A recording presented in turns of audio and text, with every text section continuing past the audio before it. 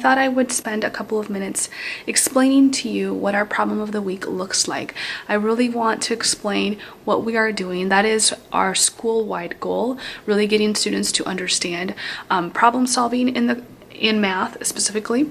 So what my team and I are doing, we are doing a problem of the week. That way every week we are solving a new problem, and we really take our time solving the problem, go step by step.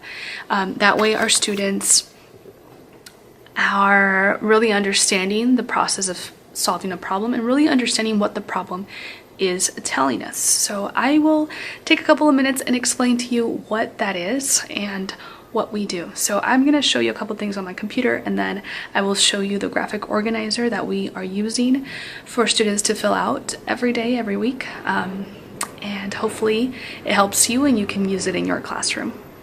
Week we have our problem of the week. We've just created a PowerPoint presentation where we present our problem. And so last week's problem was a data table, a tally chart type of thing that students had to really look at in order to answer our questions of that week. So that was last week's, and then this week, since I teach math and Spanish, I pose the question. I have the question in both languages, in Spanish and then in English, for students that need to still access the language. But we read the problem. So one student volunteers to read the problem in Spanish, and then a student volunteers to read the problem in English. And then, so we do that. We read the problem twice each if we have to. Then I sort of read it out loud so students really understand what the problem is saying. And after we read this, then students in their math notebook, let me grab it really quick, in their math journal, this is my own, this is the one that I kind of use, they have this graphic organizer. It says read 2 times, draw a model, equation, and then write to explain.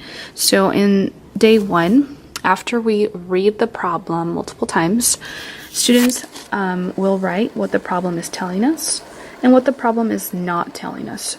So that really focuses on the question, what is it that we have to solve, which is great because students tend to not really think about those things. They're just looking for the numbers, but not really looking at what is it that we have to solve. So that really gets them to stop and think about those things. So that's day 1. Day 2, we always start reading the problem, and then we go to the next. So day 2, they have to draw a math model. So here they decided to use circles to represent the equation, and so we did that for the problem. Some kids wanted to draw it this way, so I really draw or I write what they are telling me. So that's day 2. Day 3, we read the problem again, and then they get to write the equation. So what equation do we need to solve the problem? And then they write the answer. Day 4, they write the problem. They write down how they solve. So what steps did they take to solve the problem? So that really gets them to reflect on their thinking and what strategies they used. So this is in Spanish. This is in English, sorry. And then I had started in English because we were going to be teaching some math in English, but we are going to do math in Spanish again. So this is my Spanish graphic organizer. So they just glue it in their journals. And this is leer, dibujar, modelo, ecuación, escribe para explicar. So they have the different options here. And here we actually elaborate more on our sentence. But this is what it looks like in Spanish, and so we do the same thing. For this one, they wanted to use base 10 blocks, so that's what we did, which was great. And then here we used an equation, multiple step equation to solve the problem. And again, most of this is coming from them. Of course, I scaffold some of those things, but most of it is coming from them. This is for this week. As you can see, we have only the first box filled out, and we will be doing the other ones the following days. So that is what we do to solve our problem of the week. The objective of this is for students to really not only expose students to problem solving, because that's always important. I feel like sometimes we forget to do that because there's so many other skills, especially in 3rd grade. There's so many things that students need to learn in 3rd grade.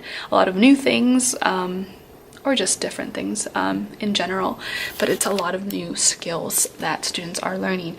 So having this set as a routine is so important, and students expect it every week now.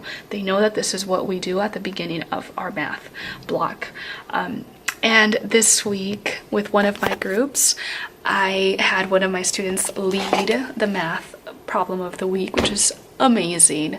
He was so great. The students were so engaged. And yeah, I got really excited about that. So that's definitely something that I'll be doing every week. I will be selecting a student that I feel, and also if they're ready, right? I ask them if they are ready and want to lead the problem of the week. But he was more than happy to do so, and he was so great at it. I mean, I was so excited about that.